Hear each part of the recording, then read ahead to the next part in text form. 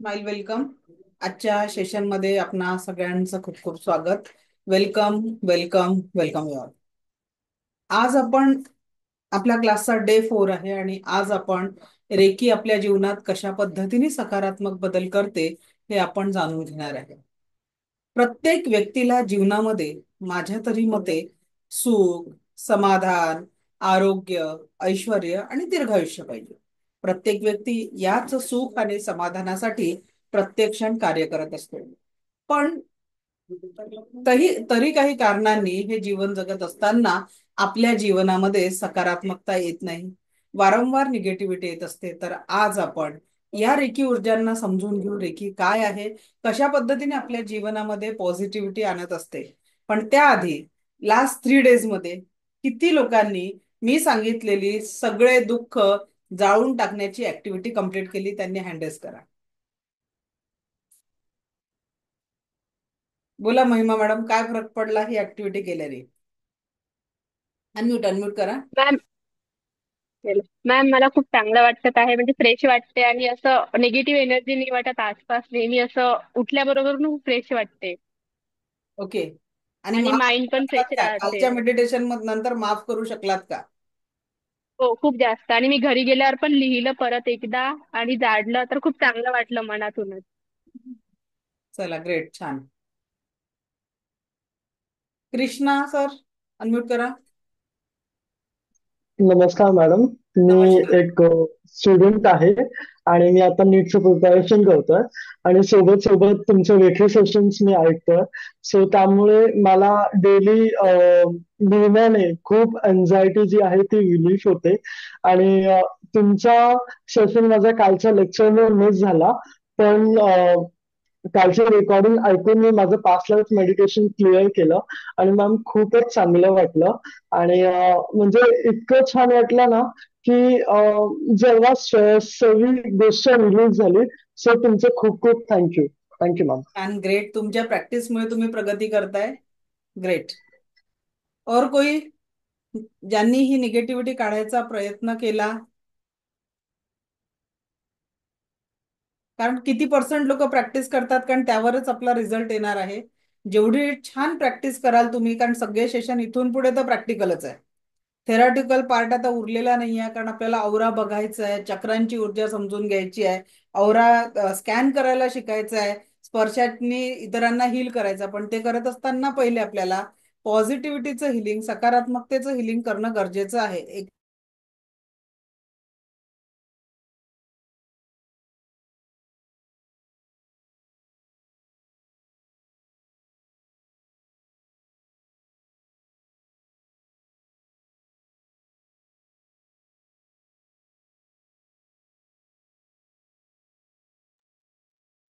Okay. So आता आपण बघणार आहे आजचा आपला विषय रेकी काय आहे. आता सगळ्यात महत्वाचं, रेकी म्हणजे काय? तर जो तुम्ही ऐकलं असेल टीव्हीवर, बघितले असेल, न्यूज पेपरला ऐकलं असेल की रेकी करून अमुक एक घटना केली गेली. कोणी कोणी ऐकलंय? सगळ्यात पहिले त्या रेकीशी आपला काही संबंध नाही, ही डोक्यात क्लिअर टाका. ती रेकी म्हणजे फ्रेंच शब्द आहे.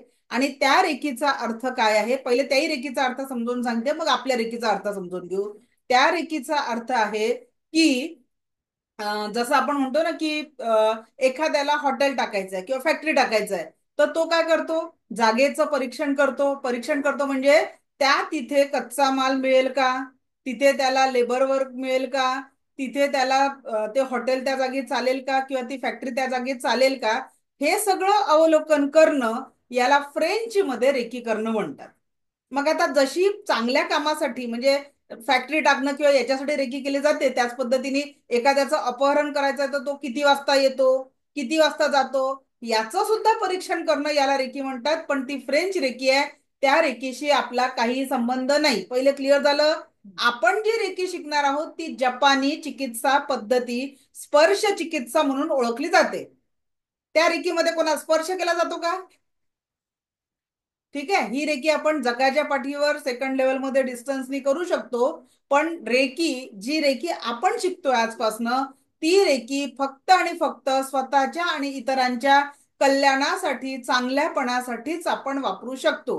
ही गोष्ट क्लिअर झाली का सगळ्यांनी? क्लिअर झालं असेल तर क्लिअर टाईप करा. ज्यांना ज्यांना ही गोष्ट क्लिअर झाली, डोक्यामध्ये ही निगेटिव्हिटी संपवून टाका. कारण जी पॉझिटिव्ह ऊर्जा आपण घेणार आहे ही फक्त आणि फक्त कशासाठी करणार आहे? तेरा मंगल मेरा मंगल सबका मंगल जन जन का मंगल होय रे, यासाठी आपण ही रेकी शिकणार आहे.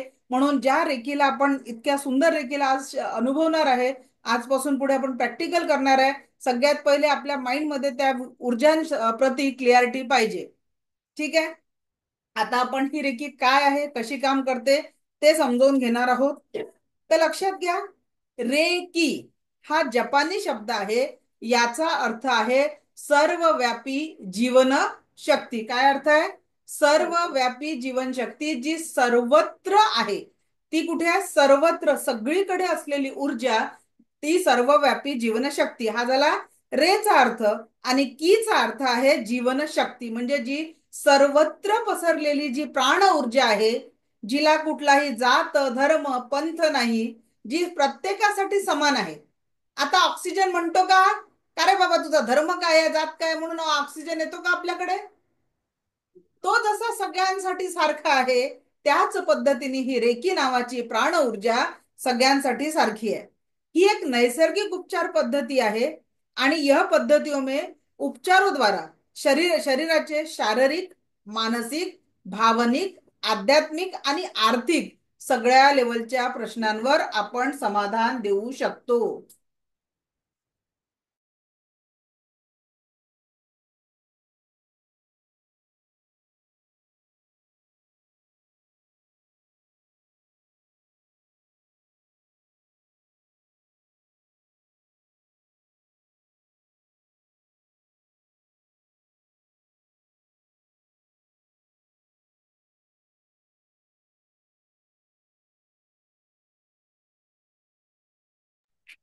ओके.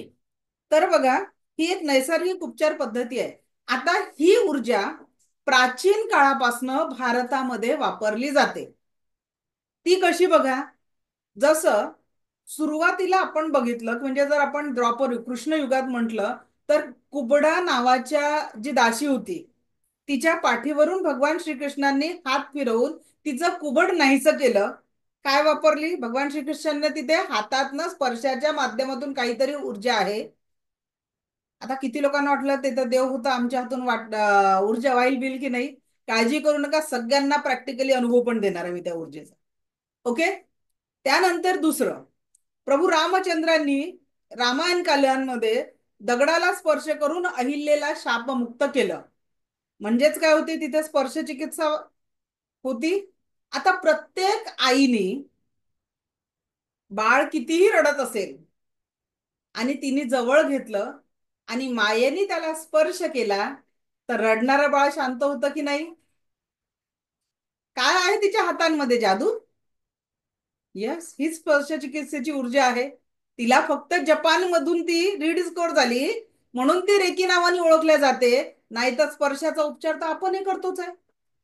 आपण तणावात असेल, टेन्शन मध्ये असेल, कोणी मायेने आपल्या डोक्यावरून हात फिरवला, पाठीवरून हात फिरवला, आपल्याला बरं वाटतं की नाही?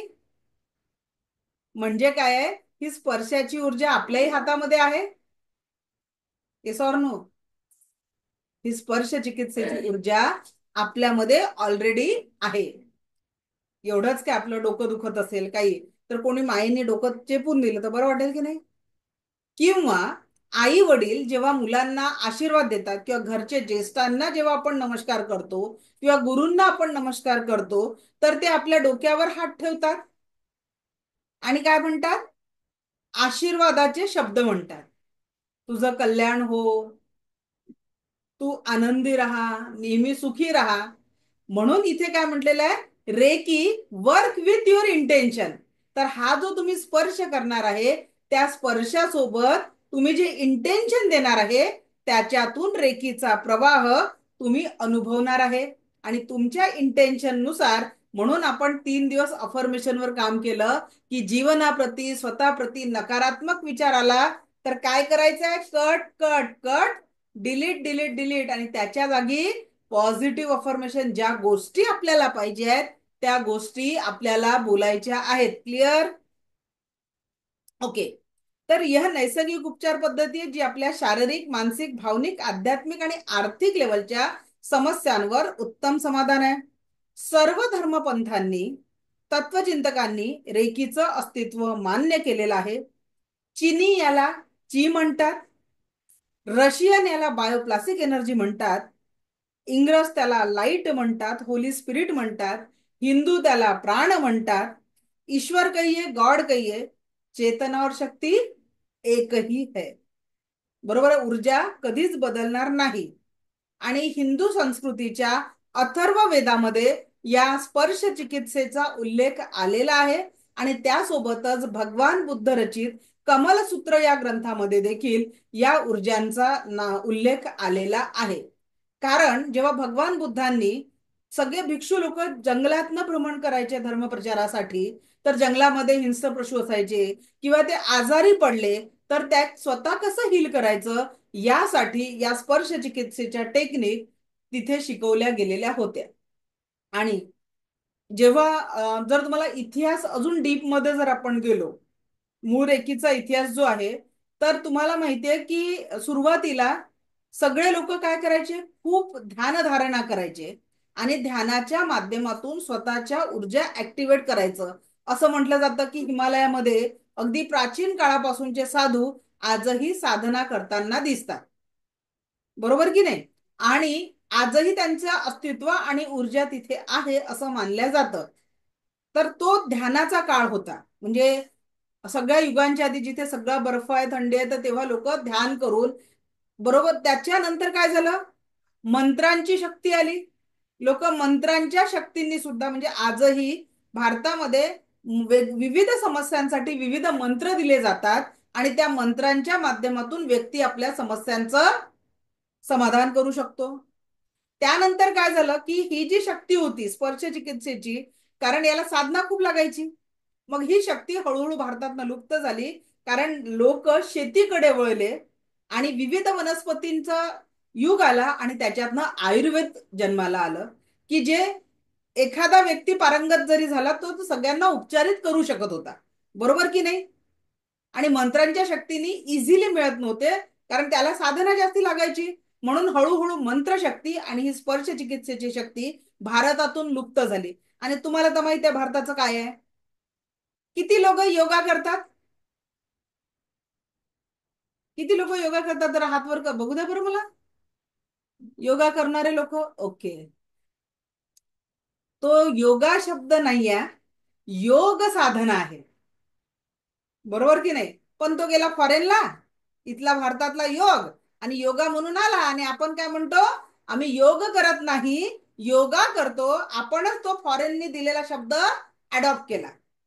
तसंच ही सुंदर ऊर्जा भारतातच अस्तित्वात होती. अनेक संत महात्मांनी स्पर्शाच्या माध्यमातून लोकांच्या दुःखाचं हरण केलंय. पण ही लुप्त झाली भारतामध्ये. आणि आपल्या जपानमध्ये मी डॉक्टर मिकाउसींना रिडिस्कवर केली आणि मग ही जगामध्ये रेकी म्हणून प्रचलित झाली. कळलं रेकी हा शब्द कसा आला? जपान मधून आला. कारण भारताचं जे ज्ञान होतं, आणि असं म्हटलं जातं की डॉक्टर मिकाउसू हे भारतामध्ये 7 वर्ष राहिले काशीला, आणि त्यांनी याचा अभ्यास केला, प्राचीन ग्रंथांचा अभ्यास केला, बौद्ध धर्माच्या ग्रंथांचा अभ्यास केला, वेदांचा अभ्यास केला, आणि त्याच्यातनं त्यांनी काही पॉइंट डिस्कवर केले की कशा पद्धतीने ही रेकी ऊर्जा काम करते. ठीक आहे. आता या रेकीचे 5 तत्व आहेत, 5 प्रिन्सिपल्स ऑफ रेकी, जे आजपासून आपल्याला पाळायचे आहेत. जर तुम्हाला या क्लासचा फायदा करायचा असेल तर या 5 तत्वांना आपल्याला आजपासून आपल्या जीवनाचा भाग बनवणं गरजेचं आहे. ठीक आहे. तर आता आपण सगळ्यात पहिले रेकीचे 5 तत्व बघू. इतिहास बितिहास नंतर बघू. पहिले प्रॅक्टिस करायला सुरुवात तर करून देऊ.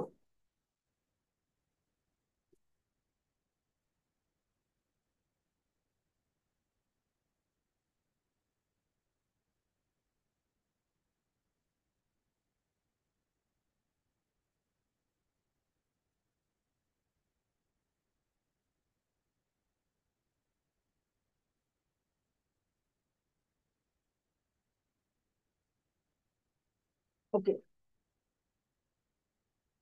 रेकीचे 5 तत्व जे डॉक्टर मिकॉस यांनी जगाला दिले. सगळ्यात पहिलं तत्व त्यांनी म्हणजे जीवनाला लंबा नाही देखणे. लंबा नाही देखणे म्हणजे दीर्घायुषी जगायचं आपल्याला, पण कशा विचारात की आज सकाळी जर मी उठले आहे किंवा आज सकाळी मी उठलो आहे, तर हे 5 तत्व फक्त आपल्याला केवळ आज के लिए फॉलो करणं आहे. कल का बघा, जर तुम्ही आता विचार केला, मोहिनी जोशी मॅडम जरा अनम्यूट करा बरं. आता जसं तुमच्या जीवनात काल जसं तुम्ही जगला, बरोबर आहे, काल जसं तुम्ही जगलात आणि ते जगण्यासाठी काल जे काही चांगलं झालं किंवा वाईट झालं, जे काही तुम्ही जीवन जगलात त्याला आज किती आठवण फायदा आहे का? फायदा तर नाहीये मॅडम. चांगलंही घडलं असेल तरी आठवून काही आज फायदा होणार नाहीये. जे कालचं चांगलं झालं ते झालं, किंवा वाईटही होय. घडलं असेल तर ते काल घडलं त्याला किती आज आठवून त्याच्याने काही फायदा होणे आहे का? नाही. ठीक आहे. मग उद्या काही चांगलं करायसाठी किंवा उद्या एखाद्याचं काही वाईट करायसाठी जर तुम्ही आत्ता विचार करत असाल, खूप दिवसभरात उद्या काय करायचं याचाच विचारात राहिलं, तर काही फायदा होणार आहे का? नाही. म्हणजे ना कल गया गुजरे हुए कल के सोच के भी फायदा होने वाला है आणि येणाऱ्या उद्याचाही विचार करून काहीही फायदा होणे नाहीये. मग ऍक्च्युअल जीवन कुठे आहे मोहिनी मॅडम आपलं? आज आत्ताच्या आता या मध्ये. वर्तमानाच्या क्षणांमध्ये. जसं आता जे लोकांचे व्हिडिओ बंद आहे क्लासमध्ये बसले आहेत, ते 100% जर माझ्या शब्दांवर फोकस नाही आहे, तर जेवढा तुम्ही व्हिडिओ ऑन करून माझा शब्दनी शब्द ऐकताय, तुम्हाला जो बेनिफिट होईल त्यांना 100% होणार आहे का? होय. त्यांना होईल का? कारण त्यांचं लक्षच नाहीये ना, ते हम्म. मल्टीटास्क करून राहिले व्हिडिओ बंद करून. म्हणजेच काय की 100% फोकस असणं गरजेचं आहे. बरोबर आहे. कुठल्याही होय. कामाला जर यशस्वी करायचं असेल तर 100% फोकसही असणं गरजेचं आहे. आता तर डॉक्टर मिकॉसिननी काय म्हटलंय, थँक्यू मोहिनी मॅडम. डॉक्टर मिकॉसिननी म्हटलेलं आहे की कुठलंही जे आपल्याला जीवन जगायचं असेल तर केवळ आज के लिए, वाक्य काय करायचं आहे, केवळ आज के लिए. मग एका दिवसात 24 तास, एका दिवसात 24 तास आहे ना, कोणाजवळ 1 मिनिट किंवा 1 सेकंद जास्तीचा नाहीये किंवा कमी नाहीये. ते अंबानी सर असतील तरी 24 तास आहे. सगळ्यांकडे, तुमच्या माझ्याकडे 24 तास आहे, रस्त्यावरच्या भिक्षकरीकडे देखील 24 तास आहे. मग चांगल्या उत्तम स्वास्थ्यासाठी आपल्याला काय करायचं आहे? 8 तास झोप घ्यायची आहे, बरोबर आहे. 8 तासाची झोप घ्यायची आहे चांगल्या उत्तम स्वास्थ्यासाठी.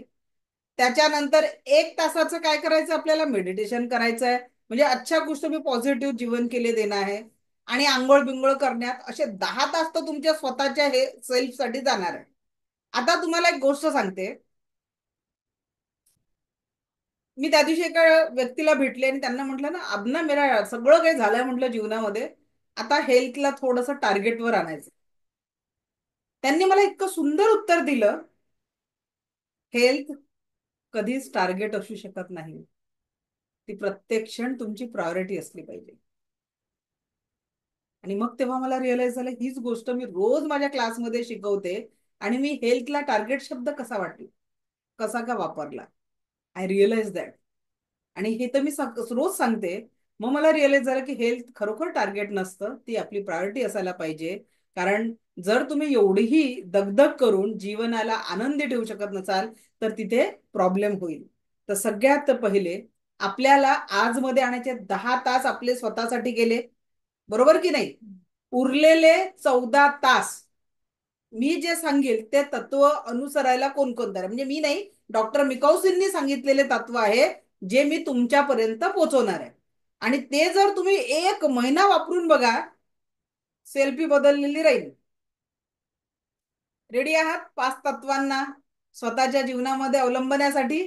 कारण ऍक्शन टेकिंग वर आहे. नाही तर काय होईल, आपल्या गावामध्ये भागवत लागते, मस्त 7 दिवस एक बुवा येतो, रोज रोज चांगल्या चांगल्या गोष्टी सांगतो, तुम्ही दिलेलं सगळं दानबिन सगळं भरून घेऊन जातात. आपला क्लास तर फ्रीमध्ये आहे, बरोबर की नाही. सगळं ते बिचारा सगळ्या पिशव्या बिशव्या भरून घेऊन जातो, फळं सोडून बाकी सगळं, बरोबर की नाही. पण तुमच्या जीवनात किती बदल होतो? आता त्यांनी जरी कीर्तनात चांगल्या गोष्टी सांगितल्या, पण जोपर्यंत तुम्ही वापरणार नाही जीवनामध्ये तर फरक पडणार आहे का? तसं आपल्या 10 दिवसांचं सेशन संपेल आणि तुम्ही जर प्रॅक्टिस केली नाही तर फायदा होणार आहे का? सो इसलिए आपको तैयार होना है, खुद के जीवन के लिए थोड़ा सा समय दे दो अभी. ठीक आहे. कारण माझ्या गुरु नेहमीच म्हणायच्या, रेखी त्याच्याच जीवनात येते, ब्रह्मांडाला तुमच्या जीवनात काहीतरी बदल करायचा आहे म्हणून तुम्ही इथे आहात. विचार करा, ग्रुपवर 1025 लोक आहेत आणि त्या 1025 लोकांपैकी 288 लोक आज प्रेझेंट आहेत. कारण 10 दिवसाची कन्सिस्टन्सी ठेवणं हा पण खूप मोठा टास्क आहे ना. स्वतःच्याच आयुष्याला सुधारण्यासाठी, पॉझिटिव्हिटीसाठी 10 दिवस देणं आणि त्याच्यानंतर सांगितलेली प्रॅक्टिस करणं हा देखील खूप मोठा टास्क आहे. तर बघा, पहिलं तत्व, आजच्या दिवस मी चिंता करणार नाही. आता मला आतापर्यंत जीवनात जे जे संघर्ष आले त्याच्यासाठी तुम्ही खूप चिंता केली. कोणाचा तरी प्रॉब्लेम सॉल्व्ह झाला का त्या चिंतेने? माझ्या मुलाला कमी मार्क भेटतात, माझ्या सासूबाई भांडतात, माझे सूनबाई भांडते, आमचे अहो चांगले नाही, आमची ही चांगली नाही, मुलं ऐकत नाही, आयुष्यभर चिंता केली. फायदा झाला का? परीक्षेचं टेन्शन घेऊन कोणता विद्यार्थी पास झालाय? मग ज्या चिंता केल्याने काहीच फायदा नाही, मग आज या क्लासच्या निमित्ताने संकल्प करायचा आहे, आयुष्यभरासाठी नाही, आजच्या दिवस मी चिंता करणार नाही. आणि किती तास कंट्रोल ठेवायचा आहे? फक्त 14 तास. कारण 10 तास आपण स्वतःवर वर्क करणार आहे, स्वतःच्या आरोग्यासाठी. जा नाही तो जा नाही, नाही तर 4 तासात आपले नातेवाईक आपल्याला पोचून येणारच आहे काही झालं तर. बरोबर की नाही? मग त्याच्यापेक्षा 14 तास जे आपल्याजवळ आहे आणि बाकीच्या 10 तासात आपण मेहनत करणार आहे, तर 14 तास स्वतःच्या भावनावर, की आजच्या दिवस मी चिंता करणार नाही. चिंता चिते समान असते. संकल्प रेडी? बोला, रोज नवा दिवस. कारण त्या 10.5 लाख लोकांपैकी जर आपला नंबर बिंबर लागला तर काही उद्याचा दिवस मी असणार का क्लास घ्यायला माहित नाही ना. मग आपल्याला माहिती आहे की आजचा दिवस आहे. मग आजच्या दिवसाचं पहिलं तत्व, मी आजच्या दिवस चिंता करणार नाही. पक्क? ओके. त्याच्यानंतर दुसरं तत्व रेखीचं आहे, मी आजच्या दिवसात क्रोध करणार नाही. मी आजच्या दिवसात क्रोध करणार नाही. आता तुम्हाला मी इथे 2 गोष्टी सांगते. एक आमच्या शहरात एक 3-4 वर्षापूर्वी रियालिटीमध्ये घडलेली गोष्ट तुम्हाला सांगते आणि एक मी ऐकलेली गोष्ट सांगते. पहिली गोष्ट अशी आहे, एक मुलगा आहे, लहान असतो, अगदी पहिलीत असेल. त्या मुलाला जेव्हा शाळेत टाकला जातो तर तो शाळेतून आल्यावर कोणाला शोधतो? आई घरात कुठे आहे. अगदी धावत धावत तो मुलगा बॅग फेकेल, बूट फेकेल आणि पहिले त्याला आईला बघायचं असतं. असंच एक दिवस मुलगा शाळेतून घरी येतो आणि धावत धावत आई आई करत येत असतो. त्या मुलाला माहिती नसतं, की आईने आज नवीन बोन चायनाचा कपाचा सेट घरी आणलेला आहे आणि नुकताच तो डायनिंगवर ओपन करून ठेवलेला आहे. त्यावेळेस आई भांडे घासत असते आणि आईच्या हातात सांडशी असते. त्या मुलाचा धक्का त्या बोन चायनाच्या कपांना लागतो आणि आईला दुसरं काही सुचत नाही, फक्त कपांचा तुटल्याचा आवाज तिच्या डोक्यापर्यंत पोहोचतो आणि हातात घासत असलेली सांडशी ती मुलाच्या दिशेने फिरकावते आणि जे नाही व्हायचं ते होतं. ती सांडशी मुलाच्या डोळ्यात बसते आणि त्या मुलाचा डोळा कायम स्वरूपी निकामी होतो. विचार करा, त्या आईला आपल्या मुलाला अंध करायचं होतं का? पण त्या वर्तमानाच्या क्षणांमध्ये तिचा रागावर कंट्रोल उरला नाही, तिचा क्रोध अनावर झाला आणि जी गोष्ट तिच्या हातून व्हायला नव्हती, आयुष्यभराचा पश्चाताप देणारी घटना तिच्या हातून घडली. आयुष्यभर ती स्वतःला माफ करू शकेल का? विचार करा. म्हणून वर्तमानाच्या क्षणांमध्ये आणि आजच्या दिवसामध्ये आपल्याला संकल्प करायचा आहे, फक्त आजच्या दिवस मी राग करणार नाही. कारण जीवन कुठे आहे? फक्त आणि फक्त वर्तमानाच्या क्षणांमध्ये दुसरी गोष्ट तुम्हाला सांगते, आमच्या शहरातच घडलेली. ज्या क्षणी ही बातमी मी पेपरला वाचली, खरोखर विचार आला की व्यक्तीच्या रागाने काय उद्ध्वस्त होऊ शकतो. एक सुंदर घर होतं जिथे पती पत्नी आणि 2 मुलं चांगले राहत होते. पत्नी हाऊसवाईफ होती, दिवसभर घर नीट नेटकं स्वच्छ ठेवायची, मुलांचा नियमितपणे व्यवस्थित अभ्यास घ्यायची, आणि पती सुद्धा एकदम योग्य होता, व्यसनी वगैरे काही नव्हता. संध्याकाळचा त्या घरातला नियम होता की संध्याकाळी एकत्रित येऊन जेवणं. त्या दिवशी कदाचित त्या बाईला काही राग आला असेल, किंवा त्या माणसासोबत ऑफिसमध्ये काही घडलं असेल, आणि तो व्यक्ती घरी आला, नेहमीसारखे पानं वाढले जेवायला, आणि भाजीत तिखट किंवा मीठ कमी जास्त झालं असेल, कारण आधीच पतीचं डोकं खराब होतं, बाहेर काहीतरी घडलेलं होतं, पण तो तो राग थांबवून जेवायला बसला, आणि त्या मिठावरनं घरात वाद झाला.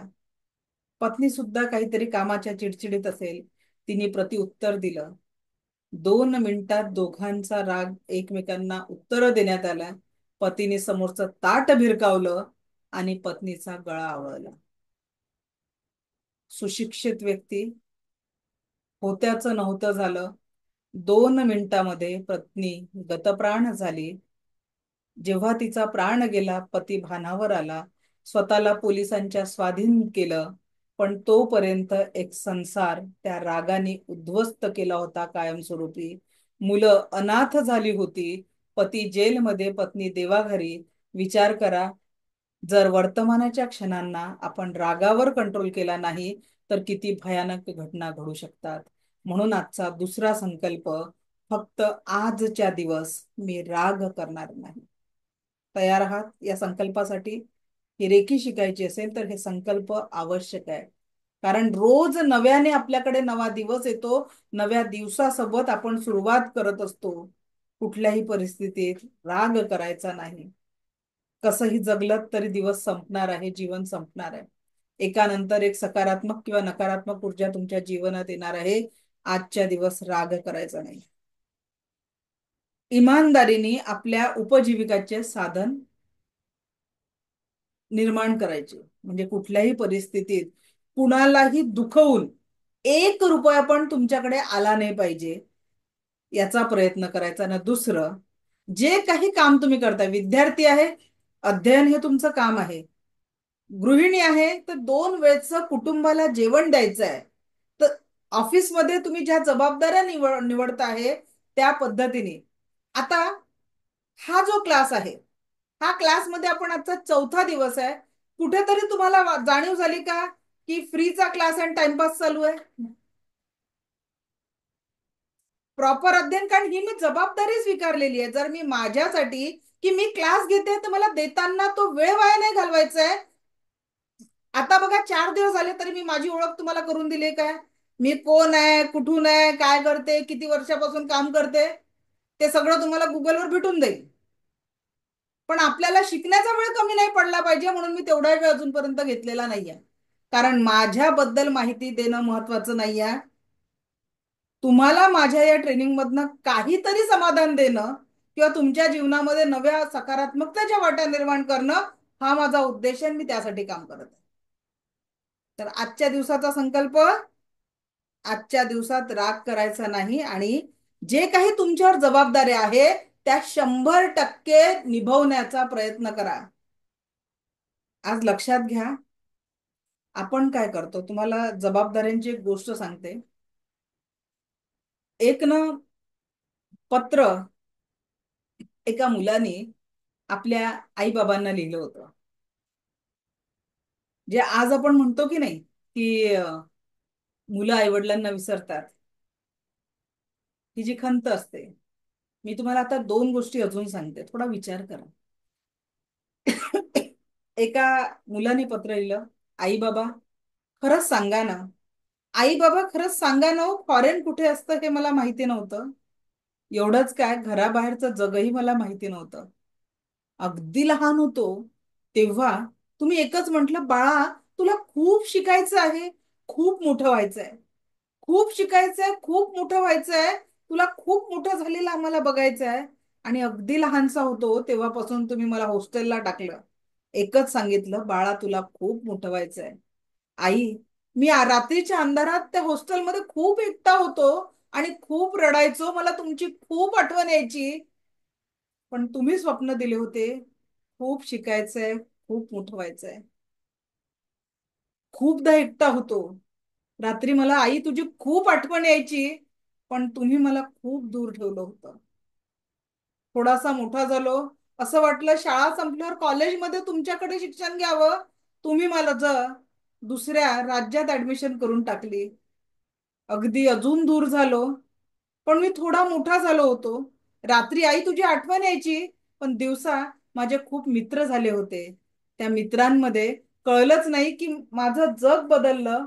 हळूहळू मोठा झालो, शिक्षण पूर्ण झालं आणि कळलंच नाही की मी तुमच्यापासून खूप लांब गेलो. आज माझ्या आयुष्यात माझे मित्र आणि मला समजून घेणारे कोणीतरी आले आणि मला कळलंच नाही की मी तुमच्यापासून किती लांब झालो. सांगा ना आई बाबा, मी कधी म्हंटलच नव्हतं मला मोठ्या कॉलेजात जायचंय. मी कधी म्हंटलच नव्हतं मला खूप मोठं व्हायचंय. हे स्वप्न तुम्हीच मला दाखवले आणि आज तुम्हीच म्हणता बाळा तू आमची काळजी घेत नाही आणि आमचं करत नाही. सांगा ना माझी चूक काय आहे, कारण तुमच्यापासून मला दूर करणारे तुम्हीच होते. आज तुम्ही मला करिअर आणि या सगळ्या ह्याच्यात एवढं दूर केलं. सांगा ना आई बाबा माझी काय चूक होती की तुम्ही मला लहानपणापासून आपल्यापासून दूर केलं. आज खरं सांगा ही परिस्थिती समाजात आहे की नाही. आपणच शिक्षणाच्या नावाखाली आपल्या मुलांना दूर करतो आणि ते किती एकटे पडत असतील, त्यांच्या जीवनात किती संघर्ष राहत असेल आपण याचा विचार करत नाही. अहो आमच्याच नात्यातली एक मुलगी आहे, इंजिनिअरिंगला त्या पोरीला ऍडमिशन केली. कॉलेज हॉस्टेल मधनं जिथे ती रूम होती, रूमवरनं जेव्हा घरमालकाचा फोन गेला, आजही आई वडिलांना कळलं नाही मुलीचं जाण्याचं कारण काय होतं. मुलीने चुकीचा निर्णय घेतला आणि स्वतःला गळफासावला. सांगा, आजही आई वडिलांना माहिती नाहीये कारण मुलीला गमावलं. एवढं ऐकव खूप. कुठल्या स्पर्धेच्या युगात तुम्ही मुलांना टाकून राहिले. मोठं होणं म्हणजे काय आहे, संस्कारक्षम होणं. आज विचार करा, आज आमच्या छोट्या शहरामध्ये अक्षरशः अर्धे घर रिकामे आहेत कारण शिक्षणाच्या नावावर लेकरांना बाहेर पाठवलेलं आहे. शिक्षण करता करता नोकरीसाठी राज्याबाहेर जातात, म्हणतात आमच्या राज्यातही नोकऱ्या भेटत नाही आणि देशाच्या बाहेरही पोरं गेलेले आहेत. मग तो एकटेपणा आयुष्यभराचा निभवायचा आहे तर त्या जीवनाला अर्थ काय, कुठलं जिंकलं तुम्ही सांगा बरं. ज्यांनी ज्यांनी या निर्णय घेतलाय, कुठलं यश आणि कुठलं सुख तुम्ही मिळवलंय आता सांगा. विचार करा, जे डिसिजन तुम्ही मुलांना दूर करण्याचे केले, आज खरोखर अंतर्मनाने तुम्ही समाधानी आहेत का. आज जर हे समाधान असतं तर कित्येक घरात, मुंबईमध्ये मागे घटना घडली, ती लेडीज मृत्यू पडलीहून जेव्हा बाहेर दुर्गंधी आली तेव्हा लोकांना, बाकीच्या फ्लॅटमधल्या लोकांना कळलं दिस इज द रियालिटी. ज्या पालकांनी आपल्या मुलांना दूर केलेला आहे. विचारा तुम्ही कुठलं जीवन जगताय आणि कुठल्या स्पर्धेमध्ये तुम्ही मुलांना टाकलेलं आहे. अशा ज्या आईवडिलांनी आपल्या मुलांना दूर केलं त्यांची एक रियालिटी घडलेली आमच्या शहरातली दुसरी घटना तुम्हाला सांगते. अक्षरशः 3 मजली बिल्डिंग असलेलं प्रतिष्ठित घर, पैशाची कुठेच कमी नाही. दोन्ही मुलांना, आजकाल आपल्याला वाटतं फॉरेनला पोरगा गेला म्हणजे आम्ही लई तीर मारला. त्या पॅरेंट्सनी आपल्या मुलांना तिकडे पाठवलं, तिकडेच त्यांनी पोरी शोधल्या, लग्न झालं. आणि एक दिवस मुलांना फोन गेला, बाबा तुझी आई, बाबांनी फोन केला, बाळा तुझी आई गेली रे, अंत्यसंस्कारासाठी आम्ही त्या काचेच्या याच्यात ठेवलेलं आहे बर्फाच्या पेटीमध्ये, लवकरात लवकर निघून ये. मोठ्या भावाने लहान भावाच्या हातात काही पैसे दिले आणि त्याला म्हटलं मला सुट्ट्या भेटत नाही, जा रे तू सगळं उरकून ये. लहान मुलगा घरी आला आणि त्यांनी आईच्या सगळ्या अंतविधी केला. तिसऱ्या दिवसाचा कार्यक्रम झाला आणि वडिलांच्या हातात पैसे ठेवून म्हणाला, बाबा माझ्याही सुट्ट्या संपत आहे, मी माझं थांबणं कठीण आहे, या पैशांनी पुढच्या विधी तुम्ही कंप्लीट करून घ्या. त्या वडिलांनी अबोल झाले.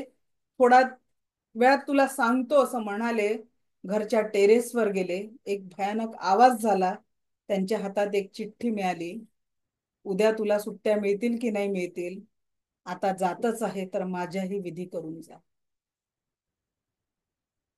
विचार करा, कुठल्या जीवनाच्या मागे, कुठल्या सुखाच्या मागे आणि कुठल्या स्पर्धेच्या मागे आपण धावतोय. खरंच याला तुम्ही सुख आणि जीवन म्हणताय का? पण आपण तेच जगतोय ना. कुठल्या स्पर्धेत मला सांगा की कोण ऑलराऊंडर आहे? सचिन तेंडुलकर क्रिकेटमध्ये हुशार होता तर अभ्यासात झिरोच होता ना. तो 10वी 12वीत नापास झाला. विचार करणं, आपल्याला पोरं ऑलराऊंडर पाहिजे असतात. तू क्रिकेटमध्ये ये, अबॅकसच्या परीक्षेत ये, तू ऑलिम्पियाड जिंक, तू वर्गातही पहिला ये. अरे त्याला तुम्ही मोकळ्या मनाने लहानपणापासून श्वास घेऊ शकता का? नाही घेऊ देत त्याला. तो मोठा झाल्यावर कुठे तुम्ही त्याला एवढं बिझी करून टाकलेलं आहे, तर त्याला फॅमिली अटॅचमेंट कुठून कळणार आहे? फॅमिलीच्या भावना त्याच्यामध्ये कुठून निर्माण होईल? थोडा विचार करा की कुठल्या जीवनाच्या संघर्षात आणि त्या स्पर्धेत तुमचा पैसा तुम्हाला सुख विकत देतोय का? विचार करा थोडासा. एक सत्य परिस्थिती सांगते, कुठल्याच मजुराचा आणि शेतकऱ्याचा आई वडील तुम्हाला वृद्धाश्रमात भेटणार नाही. आहे का रियालिटी? भारतातली रियालिटी आहे. कुठलाच हात मजुरी करेल तो दिवसभर राबत असेल, पण त्यांचे आई वडील त्याच्या जवळ आहे. आणि आपण पैशाच्या मागे एवढं धावत सुटलेलो आहे की म्हातारे आई वडील एकटे खेड्यात असतात. आपण त्यांना वेळ देऊ शकत नाही. म्हणून आय रिक्वेस्ट यू, नाही जवळ ठेवू शकत असाल ना, एकदा माझ्या मैत्रिणींनो, भावांनो, त्यांची विचारपूस करा. ते फक्त तुमच्या एका फोनची वाट बघत आहे. दिवसातनं एकदा त्यांना कॉल करा. ते तुमच्याकडनं पैशाची अपेक्षा नाही करत. त्यांनी पण त्यांचं आयुष्य झिजवलेलं असतं. तुमच्या स्वप्नांसाठी ते झटले. चुकलं त्यांचं की त्यांनी फक्त तुमचा विचार केला, पण तुमचा विचार करता करता आज ते एकटे पडले. आज परत एकदा या कुटुंबाला, या समाजाला एकत्र कुटुंब पद्धतीची गरज आहे. पुढच्या 2 पिढ्यांमध्ये ना आत्या कळेल, ना मामा कळेल, ना काका कळेल, ना मावशी कळणार आहे. सगळे नाते पुढच्या पिढ्यांपर्यंत संपवून टाकणार आहे आपण. कारण आपण आपल्या मुलांसाठी एक साधा भाऊ किंवा बहीण जोडीला ठेवलेला नाही. आणि कौटुंब व्यवस्था, अरे एकाच भागात नाही. काय लागतं? कुठला मला सांगा. मुलं शिकत नाही का? त्या नर्सरीच्या मुलासाठी 2-2 लाखाची ऍडमिशन करता. त्या 10वी पर्यंत 20 लाख, तसे ते 20 लाख जमा केले तर त्याला पाहिजे तसं करिअर, पाहिजे तो बिझनेस तुम्ही उभा करून देऊ शकता. पण नाही कळतंय आपल्याला कशासाठी जगतोय, कसं जगतोय.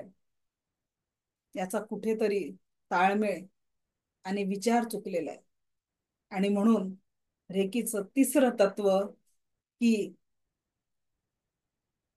माझ्यावर ज्या जबाबदाऱ्या आहेत ना, थोडा विचार करा आज आपल्या जबाबदाऱ्यांच्या. त्या पूर्ण इमानदारीने पूर्ण करणं. ज्याही जबाबदाऱ्या माझ्यावर आहे, तुम्ही जेही काम करताय, विद्यार्थी असतील तर अध्ययन जबाबदारी आहे.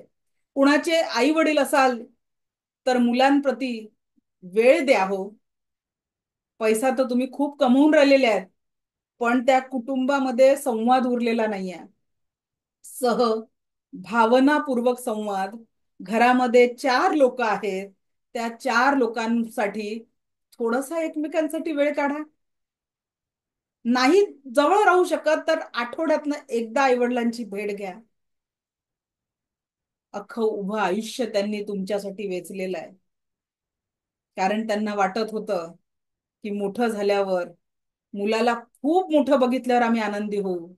पण त्यांना आनंद नाही. आज ते एकाकी पडले आहेत आणि त्या एकाकीपणात त्यांची रडण्यात दिवस जातात. एकमेका, आणि ते तर सोडा, ज्यांचे म्हातारपणी जोडीदार निघून गेलेल्या अशा एकल, मला माझ्या पतीचा या गोष्टीसाठी अभिमान वाटतो. त्यांचा दिवसातला दररोज 1 ते 1.5 तास ते रिटायर्ड लोकांना देतात. त्यांच्यासोबत गप्पा मारतात. त्यांना जर काही दवाखान्याचं काम असेल, काही मोबाईल बिघडला असेल, घरचं काही वस्तू बिघडला असेल, तर ते त्यांना जाऊन त्यांची ती मदत करतात. त्यांचे मुलं त्यांच्या घरी नाहीये. आपल्याजवळ तर आपल्याच नातेवाईकांसाठी वेळ उरलेला नाहीये. घरच्यासाठी वेळ उरला नाही. आपण केव्हा वेळ देणार? लक्षात घ्या की कसंही जगलात, कितीही कमवलं, रामकृष्णही आले गेले, त्याहुनी जग का ओसची पडले. दुनिया आप है तो भी चलेंगी. उद्या आपण नसणार तरी जग चालणार आहे. पण आपल्यासाठी हे जीवन हे आपल्या अस्तित्वासोबत आहे. आणि त्या दिवसाला आजच्यासाठी आनंदी जगायला शिका. कल की चिंता मत करो, जो गुजर गया वो गुजर गया, त्याला तुम्ही पॉझिटिव्ह निगेटिव्ह काहीच करू शकत नाही. पण येणारा भविष्य हे तुमच्या आत्ताच्या वर्तमानांच्या ऍक्शन मध्ये तयार होतोय. आणि वर्तमानाच्या क्षणांना जशी एनर्जी द्याल ना, तसं तुमच्या भूतकाळाच्या सुंदर आठवणी आणि उत्तम भविष्याची निर्मिती होणार आहे. म्हणून ज्याही ऍक्शन तुम्हाला द्यायच्या आहेत त्या फक्त आणि फक्त या वर्तमानातल्या क्षणांमध्ये द्यायच्या आहेत. आणि म्हणून दिव्य रेकी शक्तीचा डॉक्टर मिकाऊसींनी चौथा नियम दिलाय, तो म्हणजे आपले माता पिता, अध्यापक, घरातले ज्येष्ठ यांचा सन्मान करायचा आहे. आपले माता पिता, अध्यापक, घरातले ज्येष्ठ यांचा सन्मान करायचा आहे. लक्षात घ्या, त्यांचा आशीर्वाद आपल्या जीवनात असणं हे आपल्यासाठी खूप महत्वाचं आहे. त्यांचे आशीर्वाद रूपी शब्द, त्यांच्या आशीर्वाद रूपी गोष्टी आपल्या जीवनाला संपूर्ण सकारात्मकता आणि पॉझिटिव्हिटीशी जोडणार आहे. सो मोठ्यांचा आदर करा. आणि रेकीचा पाचवा नियम, सभी चेतन अवचेतन वस्तुओं के प्रति आभार भाव से जीवन जीना. किती लोक इथे चप्पल, बूट, सँडल बिंडल घालतात?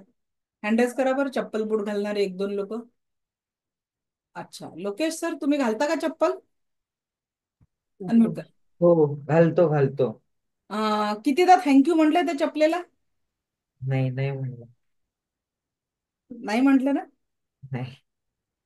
अच्छा, एकच मिनिट का, ऑन ठेवाल माईक. महिमा मॅडम चप्पल घालता का हो? चप्पल, सँडल, बूट काहीतरी घालता का? हो मॅम, रोजच. थँक्यू म्हटलं का कधीतरी त्या चपलेला? कधीच नाही. आता बघा पुढचे वाक्य माझे, ठीक आहे.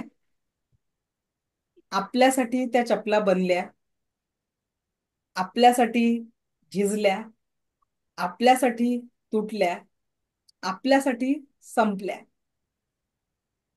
हे उदाहरण फक्त चपलेचं, पण आपण आतापर्यंत जे जीवन जगलो अशा कितीतरी वस्तू आपल्यासाठी आपण वापरल्या, संपल्या. उन्हाळ्याचे चटके ती चप्पल आपल्याला लागू देत नाही, पावसाचा चिखल आपल्याला लागू देत नाही, थंडीतही थंडी सोसू देत नाही. आपण फक्त उपभोग करतो, तिला थँक्यू मात्र म्हणत नाही. विचार करा.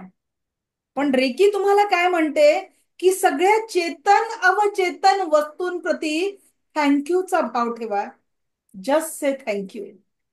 कारण जेव्हा तुम्ही थँक्यू तुमच्या जीवनात यायला लागेल, आजपासून एक नियम बनवा की कळत नकळत जो कुठला व्यक्ती तुमच्या कामात येतो, आज विचार करा, तो शेतकरी उन्हात तानात पावसात थंडीत आपल्यासाठी धान्य निर्माण करतो.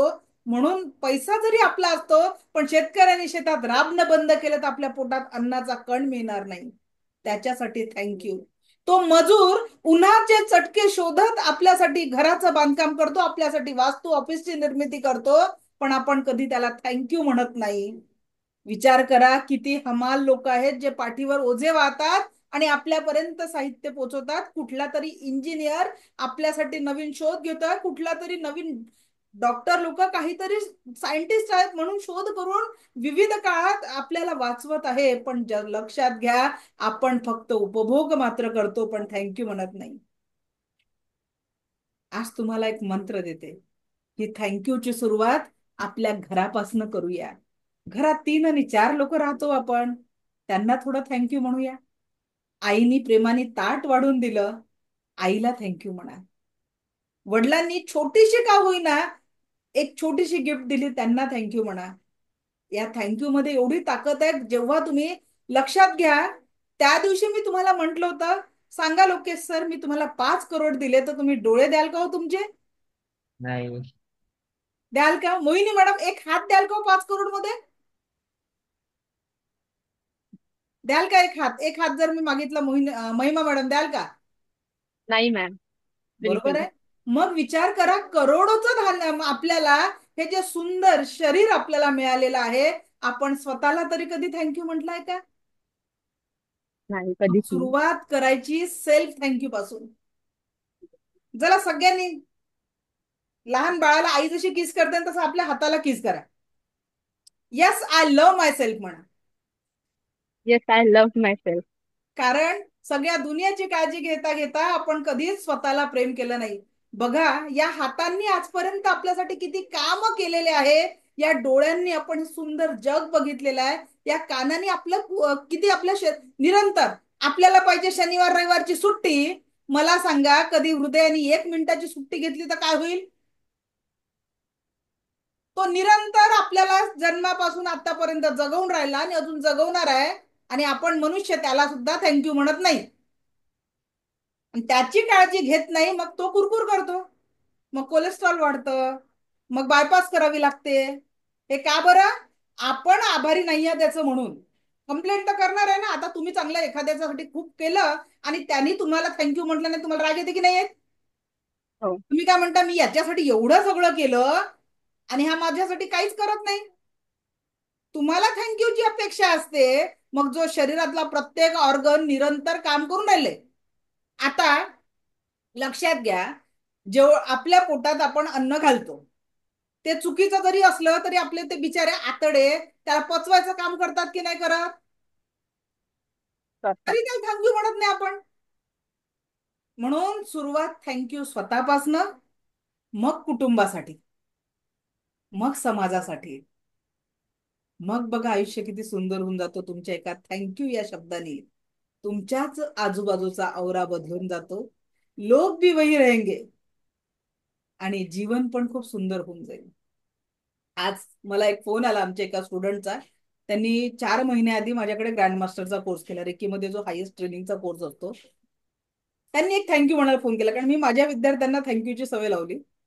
त्या फक्त हाऊसवाईफ होत्या. कोण होत्या? हाऊसवाईफ होत्या. हाऊसवाईफ. आणि आज त्यांनी मला फोन केला, मॅडम थँक्यू, तुम्ही सांगितल्या टेक्निकमुळे मी माझी स्वतःची स्विफ्ट डिझायर परचेस केली. 4 महिन्यामध्ये त्यांनी स्विफ्ट डिझायर घेण्याचं अर्निंग केलं आणि त्याच्यासाठी त्यांनी मला थँक्यू म्हणायला फोन केला. जेव्हा तुम्ही हे थँक्यू म्हणायला सुरुवात करताना, जी गोष्ट देणार, निसर्गाचा नियम काय आहे? जी गोष्ट तुम्ही द्याल, जसं एक गव्हाचं बी पेरलं, असंख्य गव्हाचे दाणे त्याच्यातनं येतील. म्हणजे कुठलीही गोष्ट मल्टिपल येऊन येते ब्रह्मांडाला. मी आता हा फ्री क्लास का बरं देऊन राहिली? माझा फायदा आहे काहीतरी. तुमच्यापैकी काही लोकांचे ब्लेसिंग तर भेटतील, नाही बा मॅडमने 10 दिवसात आम्हाला काहीतरी चांगलं नॉलेज दिलं, काही जो बदल झाला, एखाद्याच्या चेहऱ्यावर स्माइल क्रिएट झालं, तर काही तर सकारात्मक भावना मिळतील ना. मग तुमच्या 100 ब्लेसिंग, आता समजा 297 पैकी 100 लोकांनी मला पॉझिटिव्ह ब्लेसिंग दिला, तर फायदा माझाच आहे की नाही? तुमच्या ब्लेसिंग मला भेटतील तर. म्हणून लक्षात घ्या, सगळ्यांचा सन्मान करायचा आहे. चेतन अचेतन, सजीव आणि निर्जीव प्रत्येक वस्तूला वापरताना थँक्यू म्हणा. आता ही एनर्जी कशी बदलते? आता माझ्याकडे आहे का साहित्य? चेक करू द्या मला. येस आहे. मॅडम जरा तुमची ओढणी द्या बरं. आता बघा, हे आपल्या बाजूला ऑफलाईन एक मॅडम आहे, त्यांच्या ओढणीला जरा मी चोळामोळा करते आणि ती अशी टाक. ठीक आहे, आता मी अशी ती ओढणी टाकली आणि आता या चोळामोळा केलेल्या ओढणीची एनर्जी कशी आहे, हे मी सेकंड थर्ड लेवल मध्ये शिकवत असते. पेंडुलम डाउजिंग माझ्याकडनं गिफ्टेड कोर्स आहे तो. आता ऍट प्रेझेंट या ओढणीची एनर्जी कशी आहे? अँटी क्लॉकवाईज फिरत आहे. अँटी क्लॉकवाईज म्हणजे काय? या ओढणीची एनर्जी निगेटिव्ह आहे. ठीक आहे, आता पुढं घडी करा बरं, 1 मिनिट घडी करू. हा, व्यवस्थित घडी करा. आता त्या मॅडमला मी ती ओढणीला छान घडी करायला सांगितली. करा व्यवस्थित घडी.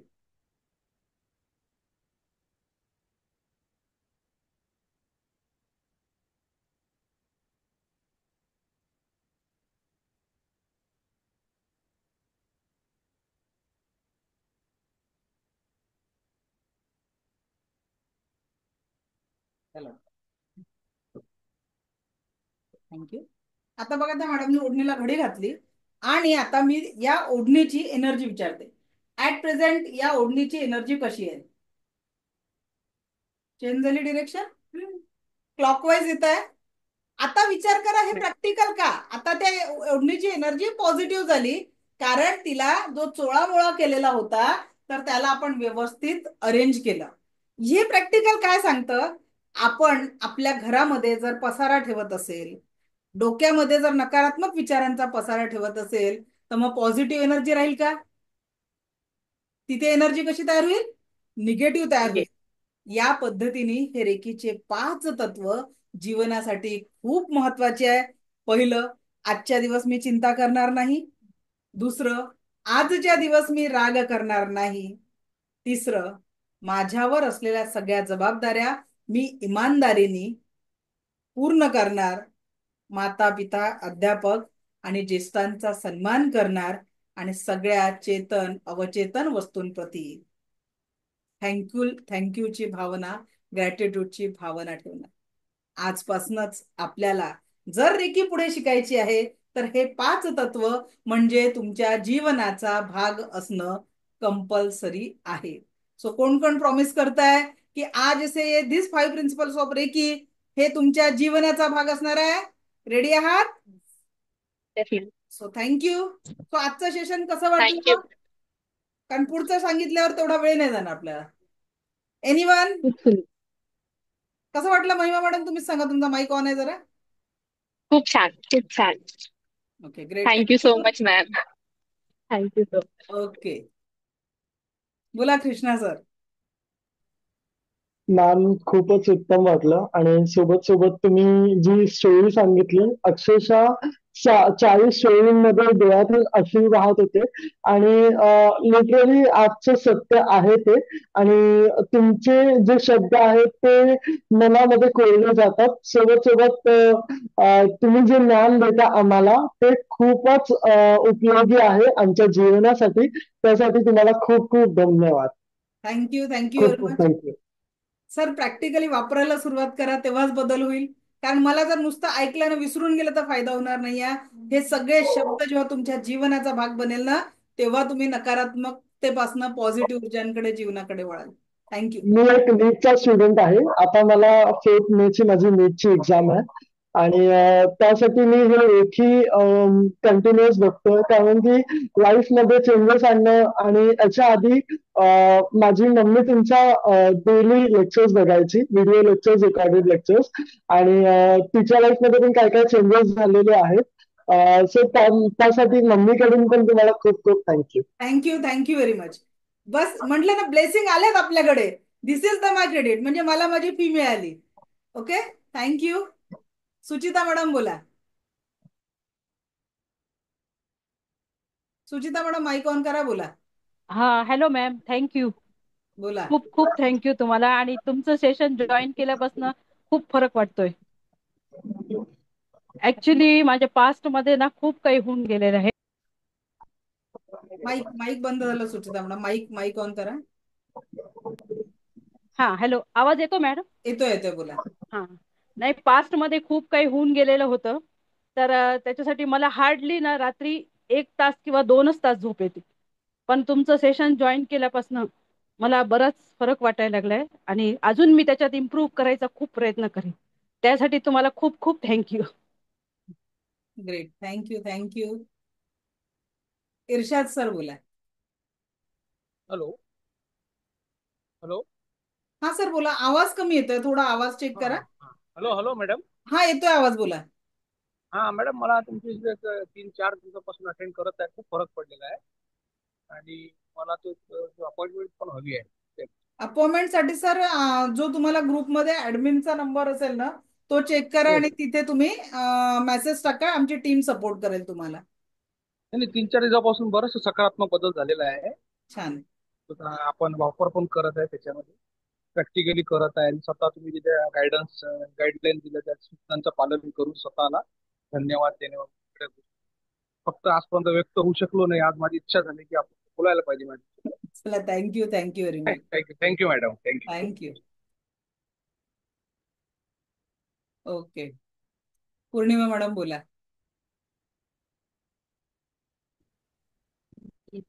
बोला मॅडम. हा, नमस्कार मॅडम. नमस्कार, बोला. मॅडम, मी 3 दिवस झाले तुमचं सेशन अटेंड करत आहे.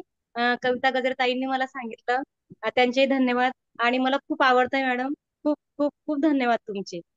आणि मला ऍड करा ग्रुपला. मॅडम आपला जो तुम्हाला ज्यांनी नंबर दिला ना त्यांना ग्रुप ऍडमिनचा नंबर मागा, मेसेज करा, ऍड केल्या जाईल. Thank you madam. Okay, thank you. Thank you. Thank you. Sanjivani madam, बोला Sanjivani madam. Mike mike on करा. माईकच्या बटन, हा बोला. हा, धन्यवाद मॅडम. मला एक गोष्ट सांगावीशी वाटते. म्हणजे सेशन खूपच छान झाला. मी माझ्या वैयक्तिक जीवनामध्ये अगदी आवर्जून अगदी रिक्षावाल्याला सुद्धा थँक्यू म्हणते. परंतु तुम्ही आज जे सांगितलं की अगदी निर्जीव वस्तूंना मात्र थँक्यू म्हणायचं माझ्या कधीच लक्षात आलं नाही.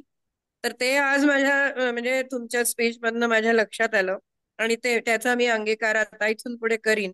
पण त्यासाठी खास करून त्याच्यासाठी मला तुम्हाला थँक्स सांगावेसे वाटले. Thank you, thank you very much. धन्यवाद. थँक्यू. सो आयुष्य खूप सुंदर आहे आणि त्याला अधिक सुंदर करण्याची कला म्हणजे रेकी आहे.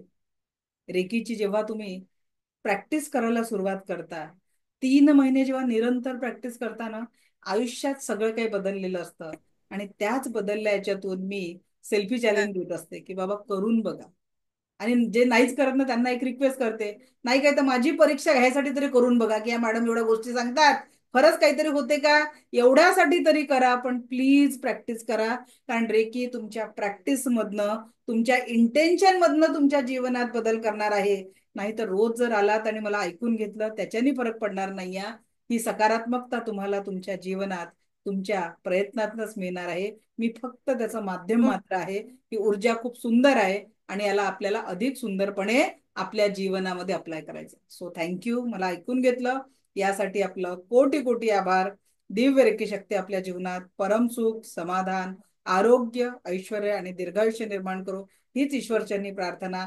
आजचं सेशन कसं वाटलं ग्रुपवर अवश्य शेअर करा, कारण तुमचं शेअरिंग हे माझ्यासाठी प्रेरणा आहे.